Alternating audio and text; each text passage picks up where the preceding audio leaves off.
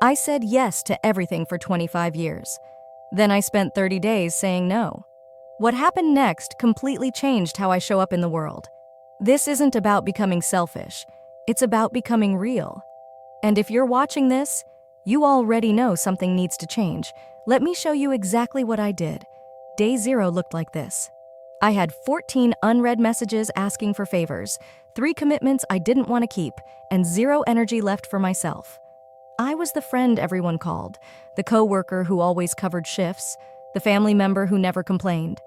But here's what nobody tells you about people-pleasing. It's not kindness. It's fear wrapped in a smile, fear of rejection, fear of conflict, fear that if you stop performing, people will stop caring. That fear was running my entire life, and I was exhausted. I started by tracking every single time I said yes when I wanted to say no, just tracking, not changing anything yet. In 7 days, I counted 47 instances. 47 times I betrayed myself to keep someone else comfortable. The biggest pattern? I said yes fastest when I felt guilty. Someone would ask, and before they even finished, I'd already committed. My mouth was moving faster than my brain, so I created a simple rule. Wait 5 seconds before responding to any request. 5 seconds. That's it. Those 5 seconds changed everything. Because in that gap, I could actually feel what I wanted, not what I should want, what I actually wanted. Day 10, my first real no. A friend asked me to help them move. On my only day off, old me would have said yes instantly. New me waited 5 seconds, then said, I can't make that work.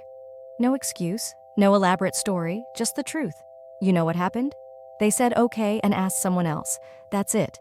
The world didn't end. The friendship didn't explode. They just moved on. All that anxiety I'd built up in my head was fiction. But here's where it got hard. Day 13. My mom asked me to attend a family gathering I genuinely didn't want to attend. This wasn't a stranger. This was family. And family is where people-pleasing gets trained into you. I used my 5 seconds. Then I said, I'm going to sit this one out. The guilt hit like a truck, but I didn't take it back. By week 3, I realized something crucial. Saying no isn't the hard part. Not explaining yourself is. People pleasers love to justify. We write paragraphs when we should write sentences. So I practiced the full stop. I can't. Period. That doesn't work for me. Period. No justification, no apology tour, just clear, clean boundaries. The pushback started here. Some people got confused, others got frustrated. One person actually said, "You've changed." And I thought, yes, that's the entire point.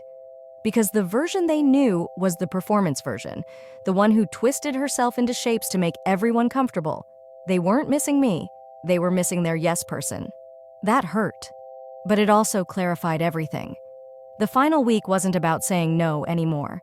It was about saying yes to the right things. Because here's what happens when you stop people-pleasing. You suddenly have energy again, time again, space for the things you actually care about.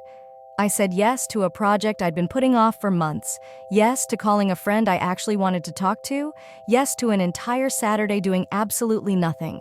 For the first time in years, my yeses meant something. They weren't automatic, they were intentional. And that's when I realized the real transformation. This wasn't about becoming less kind, it was about becoming more honest. Kindness without honesty is just performance, and I was done performing. Here's what 30 days taught me. 1. Most people don't actually need you to say yes. They just need an answer. 2. The people who get mad at your boundaries are usually the ones who benefited from you having none. Let that sink in. 3. You can be kind and have boundaries. These things aren't opposites. They're partners. 4. The guilt doesn't disappear. You just get better at not letting it make your decisions. And 5. Your real people will still be there. The ones who love the performance version might leave. That's okay. You're making room for people who love the real version. You don't need 30 days. You need 5 seconds. Next time someone asks something of you, don't answer immediately. Wait. Feel what you actually want, not what you should want, what you want. Then speak from that place. It'll feel weird, foreign, maybe even selfish. But that discomfort is just old programming running its last loop. You're not responsible for managing everyone's emotions. You're not required to set yourself on fire to keep others warm. You're allowed to exist as a full person with preferences and limits. Start with one no, just one. See what happens. Watch how the world keeps spinning, how the relationship doesn't shatter, how you actually feel more like yourself. Because that's what's on the other side of people-pleasing, not loneliness, freedom. 30 days didn't make me perfect. I still slip sometimes, still catch myself mid-yes when I mean no. But now I notice. And noticing is where change lives. If you're tired of performing, start with the pause. 5 seconds. That's your gateway to everything else. You've got this. And if this resonated with you, you know what to do.